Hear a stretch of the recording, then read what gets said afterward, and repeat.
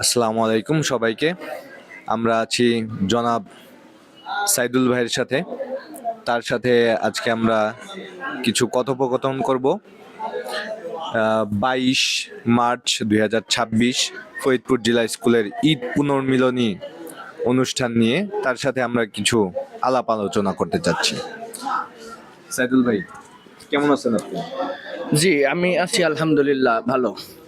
না, এটা তো একটা ঐতিহ্য। ঠিক আছে, আপনি যেহেতু আমার এই চশমা খোলার জন্য আবেদন করছেন, সেহেতু আমি চশমাটা খুলে রাখছি। জি জি ভাই, চশমাটা খুলে দৃষ্টি আকর্ষণ ভালো হয়। জি বলেন, আপনি আসলে কি বলতে চান? জি, আমার প্রশ্নটা ছিল যে জেলা স্কুলের গত 185 বছরের যে পুনর্মিলনী অনুষ্ঠানটা ছিল, সেখানে কি ঘাটতি ছিল এবং আগামী 22 মার্চ 2026 ঈদ পুনর্মিলনী অনুষ্ঠান, এইখানে আপনার কি সংযোজন, কি সংশোধন বা কি সংযুক্ত করলে ভালো হয়, আপনি একটু যদি পরামর্শ দিতেন। আসলে গত রিউনিয়ন যেটা হইছে, সেটা আলহামদুলিল্লাহ সবকিছু ঠিকঠাক ছিল।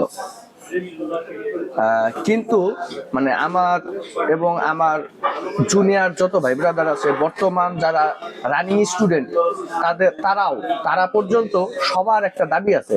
সেই দাবি হচ্ছে যে আমাদের দেবদুলাল গুহ দাদারে এই আয়োজক কমিটির প্রধান হিসেবে আমরা দেখতে চাই। তো আমি আয়োজক কমিটির উদ্দেশ্যে বলবো, যাতে আয়োজক কমিটির প্রধান উপদেষ্টা হিসাবে দেবদুলাল দাদাকে তারা যেন নেয়। সে আমি আয়োজক কমিটির উদ্দেশ্যে বলছি, আগামী 22 তারিখে জেলা স্কুলের প্রোগ্রামটা সুন্দরভাবে করতে চাইলে আমাদের প্রাণের দাবি দেবদুলাল দাদাকে কমিটির প্রধান হিসেবে দেখতে চাই।